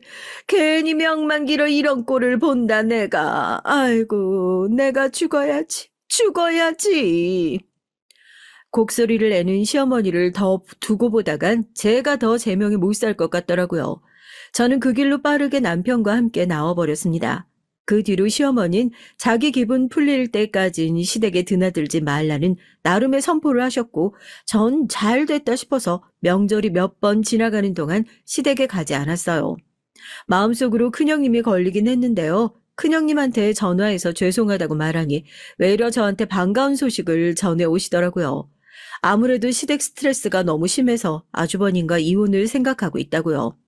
아주버님은 좋은 분이지만 시어머니를 막아주지 못한다는 면에서 형님은 단단히 마음이 돌아서신 것 같았습니다. 나는 할 만큼 다 했다고 생각해. 동서도 알겠지만 우리 시댁 정말 만만치 않잖아. 동서 빨리 빠져나왔으면 좋겠다. 더 늦기 전에. 형님이 다부진 목소리로 이 말씀을 하시는데 듣는 동안 약간 기분이 묘했어요. 시댁에서 더 이상 구박을 받지 않을 형님을 생각하면 응원해주고 싶고 다행이라는 마음도 드는 한편 한 가정이 해체되는 일이니 좀 그렇더라고요. 또 형님과 아주버님이 이혼 절차를 마치고 나면 이 집의 며느리인 저와 동서 이 두 사람만이 남게 되는 건데 그 부분에 두려움도 있었고요. 그런데 시어머니는 자신 때문에 형님이 이혼을 결심했다는 걸 아시는지 모르는지 여전했습니다. 저한테 가끔 문자로 아직도 반성을 안 했냐 하는 식의 문자를 보내는 걸 보면요. 그리고 그럴수록 남편은 남편대로 자기 엄마에게 실망했다며 걸려오는 전화도 받지 않았어요. 그러다 어느 날 시어머니가 먼저 항복 선언을 해오셨습니다. 그래, 내가 미안해. 그날은 둘째 며느라가 너한테 말이 심했던 것 같기도 하고, 친구들한테 물어보니까 내가 잘못됐다 하더라고. 내가 윗사람인데 체면이 말이 아니었던 것 같다. 시어머니는 자신이 대학 동기들과 함께 모이는 모임을 종종 가지셨는데 그걸 스스로 엘리트 모임이라고 부르곤 했어요. 근데 거기서 조언을 듣고 마음이 바뀌셨나 보더라고요. 민망한지 헛기침을 하며 제게 저런 말을 해오시더군요. 저 역시 가만히 듣고 있다가 그럼 다신 저와 동서를 비교하지 말아달라는 말을 전달했습니다. 어머님, 그럼 약속 하나 해주세요. 저와 동서 엄연히 다른 사람이고 주체예요. 그러니까 서로 감정 상할 말들 같은 거 먼저 안 꺼내주셨으면 좋겠어요. 평등하게 봐달라고요. 동서가 고학력자의 박사라고 해서 어머님이 싸고 드시는 거 저 섭섭하고 기분 나빠요. 여기에 이어 동서가 집안일을 해야 한다는 말도 덧붙였는데 시어머니는 알겠다며 전부 수긍하셨습니다. 아마도 그 모임에서 몇 마디 들은 것이 어느 정도 시어머니란 사람을 많이 바꿔놓은 듯 했죠. 그땐 그렇게 믿었습니다. 그리고 나서 정말 기다렸다는 듯이 일이 벌어졌어요. 전 이 사건으로 동서와 시어머니가 또 다른 방면으로 사람이 아주 우습고 역겹다는 걸 알게 됐네요. 제가 첫째를 임신하고 출산했을 때 산후조리원에 갔다 오긴 했지만 집에 돌아와서도 아기를 잘못 돌볼 정도로 몸이 계속 아팠습니다. 그래서 그 소식을 들은 저희 친정엄마가 오셔서 산후조리를 도와주셨는데요. 사건이 일어났던 그 날도 여지없이 엄마가 저를 돌봐주고 계신 날이었어요. 엄마는 자신 역시 출산을 하고 많은 어려움을 겪었다며 절 많이 걱정하고 계셨습니다. 죽을 끓여주시고 계속해서 열을 체크해 주시면서도 발을 동동 구르셨죠. 또 저희 집 가업이 흑염소 진액과 건강식품을 판매하는 일이었기에 이 시기에 엄마가 회사 제품을 많이 갖다 두셨어요. 혹여나 뼈가 시리거나 아플 때 먹으라고 하면서요. 그런데 이날 연락도 없이 시어머니와 동서가 아기를 보러 온 겁니다. 저 역시 놀랐고 친정 엄마도 놀라서 시어머니를 마주했어요. 아이고, 사돈 연락이라도 주셨으면, 아유, 제가 뭐라도 준비할 걸 그랬네요. 저는 딸아이 좀 돌봐주고 있었네요. 그나저나 와주셔서 감사합니다. 아유, 우리 애가 역시 시어머니 복이 많네요. 친정엄마는 이날 시어머니 손에 들린 영양제를 보고 그리 말씀하신 거였어요. 제가 그때까지 엄마에게 구구절절 시어머니와 어떤 일이 있었는지 말하지 않았기에 엄마는 시어머니의 진면목을 모르고 있었죠. 아, 네. 우리 며느리 볼 겸 손주 볼 겸 왔어요. 우리 손주 어딨어요? 그런데 시어머니는 친정엄마를 본 채 만취하며 집으로 들어오시더니 굳이 잠든 아기를 깨워 구태여 보시려고 하더군요. 겨우 잠든 애를 깨워 올리고 그리고는 아기가 우리 아들을 닮아 예쁘다며 남편을 닮았다는 것만 계속 강조했습니다. 사실 갓 태어난 아기가 누굴 뭐 얼마나 닮았겠어요. 그리고 우리 애는 실제로 커가면서 저를 닮았다는 말을 많이 들었거든요. 그런데도 시어머니는 마치 강박적으로 애는 무조건 남편을 닮아야 한다는 생각으로 굳이 그 말씀을 하시더라고요. 그러고선 정말 기분 나쁜 행동을 하셨는데요. 자기가 여기까지 오느라 무릎이 많이 쑤셨으니 엄마가 저에게 주시려고 들고 온 흑염소 진액을 챙겨가야겠다는 겁니다. 그것도 한두 개가 아니고 전부요. 친정 엄마가 당황해서 사돈에겐 더 넉넉한 양으로 따로 드리겠다고 말씀하셨지만 시어머니는 끝끝내 고집을 부리시더군요. 흑염소 진액 못 먹어 환장한 사람처럼요. 제가 지금 무릎도 쑤시고 여기저기 난리가 아니에요. 우리 며느리가 출산했다고 하니까 이렇게 오긴 했지만 아유 지금도 굉장히 아파요. 비 오는 날만 되면 말도 못한다고요. 아유 그런 어려움이 있으셨군요. 네 그럼 드셔야죠 사돈. 엄만 난처하신 기색이었지만 달라고 하니 어쩔 수 없이 주셨어요. 막상 아이 낳고 시달려 앓고 있는 사람은 저인데 기력 쌩쌩하신 분이 와서 저렇게 실속을 챙기고 가려고 드니 어이가 없더라고요. 근데 시어머니가 옆에서 진액을 바리바리 챙겨가는 것을 보더니 같이 따라온 동서 역시 손을 드는 겁니다. 형님, 저도 여기 배즙 몇 개 가져가도 되죠? 제가 요새 감기를 달고 살거든요. 날씨가 추워져서 그런지 배즙이 너무 땡기더라고요. 여기 마침 딱 있으니까 너무 반갑네요. 뭐 형님 집안에서 파는 제품이니까 믿을만 하겠죠? 참고로 동선 형식 차원에서 전달해주는 출산 선물도 사오지 않았어요. 빈손으로 와서 배즙만 얻어가는 거였죠. 근데 시어머니가 챙겨가는 걸 보더니 자기도 욕심이 생기긴 했었나 봐요. 뻔뻔하게 저리 말하더군요. 저희 친정엄만 여기서 원하면 더 주겠다는 말씀을 덧붙이셨고요. 엄마는 정이 많아 원체 남들에게 주는 걸 좋아하시는 성격이었고 그 때문에 여러 군데 봉사도 다니시는 분이었습니다. 그리고 제 시댁 식구고 하니 절 위해 더 챙겨주셔야겠다고 생각하신 거겠죠. 그래요. 아유, 아무렴 가지고 가요. 우리 딸의 건 내가 뭐 내일 가지고 오면 되니까 더 필요하면 말해요. 줄게요. 정말요? 형님 어머님 너무 좋으시다. 그럼 저 한 박스만 더 부탁드려도 될까요? 저희 친정엄마도 요즘 자꾸 관절이 약해지셨단 말씀을 하시더라고요. 아유, 그럼요. 드릴게요. 원래 나이가 들면 뼈마디도 시리고 걷는 것도 정 같지가 않아져요. 딸의 통에 가져갈 수 있게 두세 박스 갖다 놓을게요. 어머님 많이 챙겨 드리세요. 어머, 너무 감사해요. 형님 덕분에 이런 호사를 누리네요, 제가. 솔직히 전 친정엄마의 이런 호의를 감사하다는 한마디로 퉁치고는 나가버리는 동서가 너무 얄미웠습니다. 동선 그렇게나 배즙을 많이 챙겨가면서도 저에게 따로 전화조차 하지 않았거든요. 오히려 아파하는 저를 보며 자기도 아이 낳을 때 힘들었는데 곧 회복된다는 둥 엄살이 심하다는 말을 늘어놓더군요. 기분만 잡쳤죠. 그의 전 다음에 동서가 오면 절대 배즙은 주지 않겠다고 속으로 마음을 먹었습니다. 남편은 그날의 일을 듣곤 한숨을 푹 쉬었어요. 괜히 장모님께 죄송하다면서 자기가 저희 집에 더 잘하겠다는 말을 하더라고요. 그러던 중 동서가 다다음 날 귀신같이 또 찾아왔습니다. 뭐 때문이었을까요? 예상하셨겠지만 네, 배즙 때문이었습니다. 전 동서가 이렇게 공짜를 좋아하는 줄 몰랐네요. 동서는 오자마자 배즙을 찾았고 어디에 있냐고 묻더군요. 제가 모르는 척 무슨 배즙이냐고 묻자 당황해했죠. 아니 형님 어머님께서 제 거 챙겨주신다고 했잖아요. 저 지금 2시간 차 타고 왔거든요. 장난하지 마시고 얼른 주세요 배즙. 동서, 내가 무슨 이런 걸로 장난을 해? 배즙 없어. 아마 친정엄마가 깜빡하신 모양이네. 엄마가 요즘 바쁘시거든. 사업 때문에. 나중에 들어오면 따로 챙겨줄게. 그러자 동선 절 무섭게 노려보더군요. 마치 제가 일부러 숨기기라도 한 것처럼요. 그러더니 문을 거칠게 닫고 나가버렸습니다. 뒷모습을 보는데 고소하더라고요. 이 일을 계기로 시어머니에게 또 한 차례 전화가 걸려왔지만 무시해버렸습니다.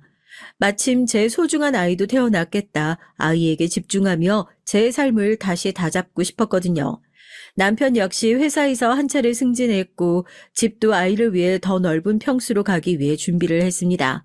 새 집으로 옮기고 난 후 아이는 다행히 건강하게만 자라달란 바람처럼 잘 자라서 저희 집에서도 하루하루 웃음을 주고 있었고요.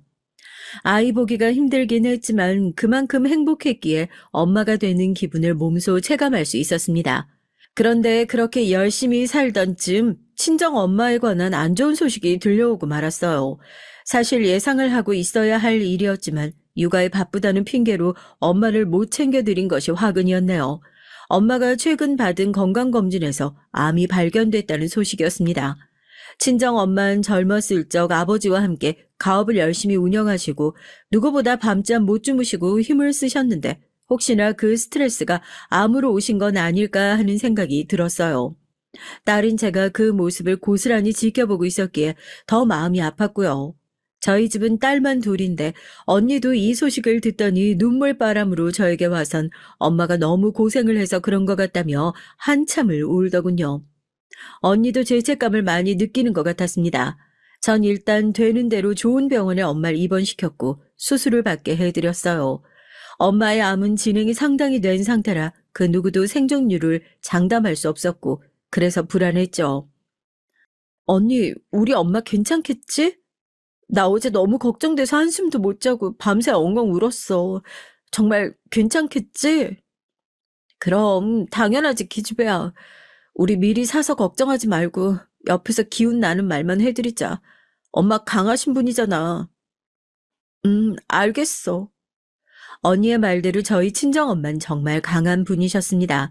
사업이 한창 잘 되다가 살짝 미끄러져 갈 위기에 처했을 때도 저희 엄마만이 덤덤하게 상황을 헤아리고 해결해 나가셨죠. 엄마가 없었다면 저희 집 가업도 함께 위기였을 거고 종래는 무너졌을지도 몰라요. 그런 엄마니 전 부디 얼른 회유하길 엄마가 다시 건강한 모습으로 돌아오길 바라고 바라며 옆에서 지극정성 간호를 했습니다. 그러면서 이때 아이를 돌보는 건 남편이 많이 도와주었는데요. 남편은 당시 이직을 준비하던 중이라 집에서 쉬고 있었는데 엄마가 아프다고 하자 자신이 그럼 아이는 돌볼 테니 신경 쓰지 말고 엄마 병간호에 집중하라고 하더군요. 이 시기 전 남편이 정말 든든했어요. 그리고 남편의 말대로 아이는 걱정하지 않으며 엄마에게만 신경 쓸 수 있었죠.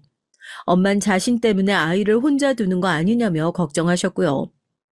아이고, 나 때문에 너 괜히 여기 와서 생고생만 하고 있는 거 아니니? 나 아픈 게 뭐 대수라고 여기까지 와서 병간호하고 있어. 엄마 내 산후조리도 해주고 나 힘들 때 옆에서 가장 많이 챙겨주고 돌봐준 사람이잖아. 근데 내가 엄마한테 이 정도도 못 해줘? 당연히 하는 거니까 그런 걱정일랑 말고 좋은 생각만 해. 나을 생각 같은 거, 알겠지? 그리고 남편이 아이는 집에서 많이 챙겨주고 있어. 그래? 아이고, 우리 사위 든든하네, 든든해. 내가 낳으면 정말 크게 감사의 표시라도 해야겠다. 친정엄마는 아프신 와중에도 남편이 기특하다며 고마워하셨어요. 꼭 나와서 밥이라도 사주고 싶다고 그런 말씀을 하셨죠. 저희 가족이 모두 한데 모여 기도를 한 덕분인지 생존율이 낮던 엄마의 암은 점점 치유가 되기 시작했습니다. 엄마는 항암 치료를 이겨내셨고 더디지만 꾸준히 좋아지는 상태를 보여주셨어요. 저와 언니, 아빤 엄마를 보면서 그저 조마조마한 마음을 덜어낼 수 있었죠. 저도 아이 돌보기에 더 집중할 수 있었고요. 그런데 여기서 이 일이 터진 겁니다. 제겐 왜 그리 많은 삶의 질곡들이 존재했는지, 왜 그래야만 했는지 이해할 수가 없네요.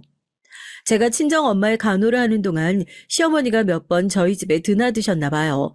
남편 밥을 챙겨주러 오신 건데 올 때마다 집안일이며 뭐며 잘 안 되어 있는 모습을 보고 한숨을 푹 쉬었다고 합니다. 그러면서 남편에게 제가 도대체 저희 친정엄마에게 언제까지 매달려야 하냐고 물었다고 하네요. 아니, 솔직히 말해 걔 엄마 아픈 건 나도 안타깝게 생각하지. 나한테 집도 챙겨준 양반인데. 근데 아니 그렇다고 해서 며느리가 굳이 병문안도 아니고 매일 거기 병실에 틀어박혀서 효녀 심청 노릇을 한다는 게 말이나 되니? 그것도 남편 밥이며 살림이며 다 내팽개치고 나는 이해가 안 된다. 우리 땐 상상도 못할 일이었다고. 예, 너 걔한테 전화해서 당장 집에 들어오라고 해라. 안 그러면 이혼이라고 똑부러지게 말을 하라고. 엄마, 어떻게 그래요? 장모님이 얼마나 저한테 잘해주셨는데. 엄마 장모님 지금 정말 심각하시대요. 그냥 와이프랑 시간 갖게 두세요. 제발요. 전처럼 괜히 갈등 일으키고 그러지 마시고요. 아니, 그게 말이 되는 소리니? 나는 그렇게 못해. 며느리는 엄연히 출가 외인인데 당사자가 그걸 모르고 있으면 안 됐지. 그 끝에 시어머니는 직접 저에게 전화를 거셨고 헐레벌떡 택시를 타고 집에 도착했을 땐 소파 위 엄한 표정으로 앉아있는 시어머니를 볼 수 있었습니다. 낮이었던지라 아이는 학교에 갔고 남편은 없었네요. 어머님 무슨 일 있으세요? 네 엄마 병수발 얼마나 더 할 거니? 네? 얼마나 더 할 거냐뇨? 엄마 나으시기 전까지 저랑 언니랑 번갈아 가며 할 생각인데요. 뭐? 아니, 넌 그럼 자식이고 남편이고 다 내팽개치고 거기에만 매달릴 작정이라고? 네가 정신이 있는 애야, 없는 애야. 막말로 네 엄마가 살아있을 거란 보장도 없는데 못하러 그러냐고. 소득도 없는 짓 그만하고 집에 들어와 앉아라. 다시 내 아들 밥도 잘 챙기고 아내인 네 노릇을 하란 말이야. 시어머니의 막말은 충분히 지금까지 들었다고 생각했지만 이건 정말 도가 지나쳤어요. 전 더 이상 참을 수 없었고 여기서 소리를 지르고야 말았습니다. 얼마나 화가 났는지 말 한마디 한마디 뱉으면서 목소리가 저절로 떨리더라고요. 뭐라고 했어요? 다시 말해보세요. 우리 엄마가 뭐 어떻게 될 거라고요? 말이면 단줄하세요? 뱉으면 말인 줄 아냐고요. 박사시고 교수시면 뭐 하나요? 이렇게 무식한 소리만 하시는데 그것도 손이 사람이 이게 지금 어디서? 시어머니는 분에 못 이기는 표정으로 절 보다 손을 들었어요. 그 손으로 제 뺨을 철썩 쳤고요. 저도 여기서 가만히 있고 싶지 않아 뺨을 맞자마자 바로 경찰에 신고를 하겠다고 나섰고 집안은 그렇게 완전히 개판이 됐습니다. 제가 경찰에 신고하겠다고 전화기를 들자 시어머니는 저를 가로막았고 그 사이에서 한바탕 몸싸움이 일어났죠. 시어머니는 제 머리채를 잡았고 머리칼이 우두둑 뜯기는 기분이 들었습니다. 그리고 때마침 남편이 들어왔어요. 잠깐 슈퍼에 갔던 남편은 들어오자마자 너무 놀라서 저와 시어머니를 뜯어 말리기 시작했죠. 무슨 일이야? 아니, 엄마, 이 사람 머리채를 왜 잡고 있는 거예요? 좀 놔요. 참, 엄마. 네, 오늘 이년 버릇을 당장 고쳐놓을 거야. 남편이 버럭 성을 내자 시어머니는 잠깐 주춤하는 것 같더니 그러면서도 절대로 제 머리채를 놓진 않더군요. 그러다 남편이 힘으로 어찌저찌 시어머니를 떼어놓자 씩씩거리며 자신도 절 경찰에 신고하겠다고 으름장을 놓더라고요. 대체 어떤 죄목으로 저를 신고할 수 있었을까요? 전 기가 차서 그럼 해보라고 대차게 말하곤 남편에게 당장 시어머니를 끌고 나가라고 말했습니다. 한바탕 소란이 일어나고 난 후 전 집안에 가만히 앉아 이 사태를 되짚어보고 있었는데요. 제가 정말 계속해서 이 사람과 살아야 할지 모르겠더군요. 결혼이 집안과 집안의 결합이라는 말이 피부로 와닿았고요. 시어머니의 말과 행동 중 그 어느 것도 이해되는 게 없었습니다. 너무 화가 나고 속상해서 그런지 눈물이 줄줄 흐르더군요. 때마침 언니에게 전화가 걸려왔고 전 언니에게 엉엉 울며 지금 있었던 일을 다 털어놓게 됐어요. 언니, 나 정말 우리 시어머니 때문에 못 살겠어. 그냥 이혼하고 다 때려치우고 싶어. 지금 우리 애 학교 갈 시간이어서 다행이지. 애가 봤으면 무슨 생각을 했겠어. 정말 내가 해서는 안 될 결혼을 한 것 같아. 니네 시어머니 그럴 줄 알았다니까. 세상에 아니 그런 시어머니가 어딨니? 내가 다 기가 찬다. 너 일단 우리 집으로 와. 짐 싸서 애기만 데리고 이쪽으로, 어? 친정 언니는 제가 우는 게 속상했던지 짐을 싸가지고 집으로 오라고 했고 전 당분간 아이와 함께 지내게 됐어요. 언니네에서 며칠 지내면서 이혼을 할지 안 할지 진지하게 생각도 해보기로 했고요. 근데 제가 이혼할 기세로 언니네 집에 있자 남편 쪽이 안달이 나기 시작했더라고요. 남편은 정말 이대로 이혼할 건 아니지 않냐며 매일 언니네 쪽으로 와서 저를 설득했습니다. 미안하다고 사죄하기도 했고요. 당시 엄마도 언니네에 있었는데 엄마도 속상했는지 남편에게 호된 꾸지람을 하시더라고요. 나는 자네한테 단 한마디도 싫은 소리 한 게 없네. 그렇게 하는 게 내 딸 위해서라고 생각했으니까. 아니 근데 어쩜 이런 일이 생기게 할 수 있나? 나는 내 딸 시어머니한테 뺨을 맞을 거라곤 꿈에도 생각해 본 적이 없어. 정말 너무 속상하네. 죄송합니다, 장모님. 남편이야 계속해서 죄송하다는 말을 주워거렸죠. 그러다 제가 집으로 돌아간 계긴 아이 때문이었습니다. 아이가 계속 남편과 있는 그 집으로 돌아가고 싶다고 보챈 것이었어요. 아이를 생각하면 아직은 결혼 상태를 유지해야 아이한테 더 좋을 거라는 생각이 들었죠. 남편이 아이 보육을 잘 해주기도 했고, 그래서 아이가 남편을 잘 따르고 좋아했거든요. 엄마나 아빠랑 같이 있고 싶은데 라는 말을 하루에도 12번씩 하니 머리가 깨질 듯 아프다가도 마음이 다시 결혼을 유지하는 쪽으로 기울어져 버렸어요. 대신 남편에게 약속을 받아내야 했죠. 당신 그럼 나랑 약속 하나 하자. 당신도 나도 우리 섬으로 내려가. 어머님이 함부로 우리 집 못 오시게 먼 곳으로 가자고. 당신 예전부터 제주도에 살고 싶어 했잖아. 나도 그렇고. 우리 거기서 자리 잡고 살아보자. 제주도? 제주도면 너무 멀지 않아? 우리 먹고 살게 해도. 나도 내가 왜 이러는지 모르겠지만 그냥 지금은 어디로든 떠나고 싶어. 여기 사는 게 너무 징글징글해. 그때 전 조금 갑작스럽지만 제주도행을 고려했어요. 그저 어디로든 훌쩍 떠나고 싶었고 아무도 저와 우리 가족을 모르는 곳으로 가고 싶더군요. 옛 기억들을 지우고 새로 인생을 출발하고 싶다는 마음도 있었던 것 같습니다. 남편은 현실적인 부분들을 걱정하긴 했지만 저와 이혼하지 않기 위해서 알겠다고 말하며 제 제안을 받아들였어요. 그렇게 저희 가족은 제주도로 향했고 제 나이가 43, 우리 딸이 10대 중반을 보내고 있을 무렵까지 그곳의 모든 계절을 보내게 됐습니다. 참고로 그 이후 명절은 거의 지내지 않았고 시어머니도 제가 오는 걸 바라지 않았기 때문에 전화상으로만 형식상 안부를 주고받았어요. 그건 역시 시어머니가 제 뺨을 때린 사건이 있고 오랜 시간이 지난 후였죠. 시어머니도 제가 이혼을 진지하게 고려했다는 걸 알곤 그 뒤론 큰 난리를 떨거나 하진 않았습니다. 그게 다행이라면 다행이었죠. 물론 중간중간 동설한 사람이 전화가 와서 제 복장을 뒤집어 놓는 방식으로 야단을 부리긴 했어요. 그러다 결정적인 사건이 생기고 말았습니다. 이 사연을 쓰게 된 사건인데 지금 생각해도 끔찍하다 못해 진절머리가 나는 일이에요. 저희 엄마의 칠순을 맞아 칠순잔치로 무엇을 해드릴까 생각하다가 남편의 아이디어로 해외여행을 보내드리게 됐어요. 장모님 지금까지 어디 가보지 못하셨다고 했잖아. 아주 젊었을 적에 미국 가본 거 빼고는. 더 나이 들기 전에 우리 장모님이랑 해외여행 가보는 건 어때? 요즘 패키지 상품 잘 나와 있어서 가까운 동남아나 괌도 좋고. 그럴까? 그것도 좋은 생각이네. 그러고 보니까 우리 엄마 얼마 전부터 태국 가고 싶다고 하셨어. 제주도에서 알게 된 친구 한 명이 관광상품 관련 일을 하고 있던지라 마침 딱 좋았어요. 엄마가 무엇보다 무척 좋아하실 것 같았죠. 그래서 엄마와 아빠, 언니까지 3명분의 해외여행 패키지를 결제하게 됐어요. 그런데 엄마가 해외로 떠난 후 얼마 안 되어 시어머니가 오랜만에 전화가 와선 갑자기 제주도로 오시겠다고 하는 겁니다.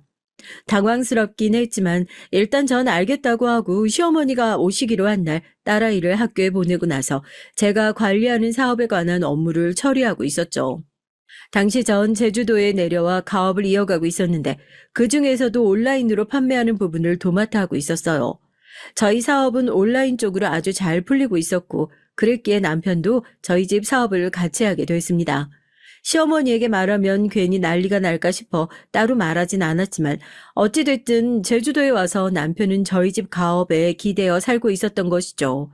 그런데 이게 화근이 될 줄은 몰랐네요. 알았다면 진작에 말을 했을 텐데요. 시어머니는 도착하자마자 먼 곳에서부터 비행기 타고 오느라 힘들었다며 오자마자 저에게 온갖 짜증을 내기 시작했습니다. 전 오랜만에 보는 시어머니기도 하고 어색하여 일부러 바쁘게 몸을 움직여 차도 내놓고 간식도 만들었고요. 근데 시어머니가 제가 만든 쿠키를 가만히 보더니 갑자기 그걸 바닥에 내팽개치더라고요. 순간 제가 잘못 봤나 싶었습니다. 너 아주 호사를 누리고 산다. 나 피해 여기로 와서 내 아들 잡고 사니까 좋든? 그게 무슨 말씀이세요? 바로 본론 들어가자. 너, 네 엄마 칠순 기념으로 해외여행 보냈다며? 내 아들 돈으로 그딴 호사 누리려고 해?